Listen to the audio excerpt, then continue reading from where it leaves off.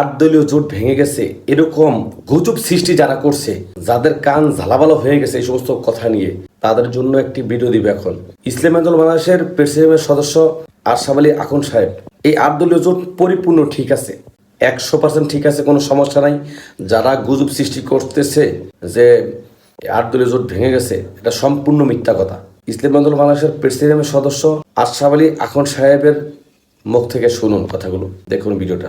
আমি মনে করি আল্লাহ রসুল রহমত মেহেরবানিতে আজকে 8টি দল আমরা ঐক্যবদ্ধ হয়েছি। অনেক ব্যবহার পত্রিকা এর মধ্যে অনেক রকমের বিদ্বেষ ছড়াচ্ছে, এই জোট ভেঙে যাচ্ছে, এই সর্বনাশ হচ্ছে, অমুকে চলে আসলে কিচ্ছু না, সব ভুয়া। এই সমাজ না ভাঙা পর্যন্ত আজকের শুধু আমরা পার্লামেন্টে নির্বাচনী সমঝোতা করব না, পার্লামেন্টে যেমন সমঝোতা হবে, উপজেলায় সমঝোতা হবে, সিটি কর্পোরেশনের সমঝোতা হবে, ইউনিয়নের চেয়ারম্যান সমঝোতা হবে, ওয়ার্ডের মেম্বার পর্যন্ত আমরা সমঝোতা করবো। কোন জায়গায় জনপ্রতিনিধির নামে কোন দুর্নীতি বা কোন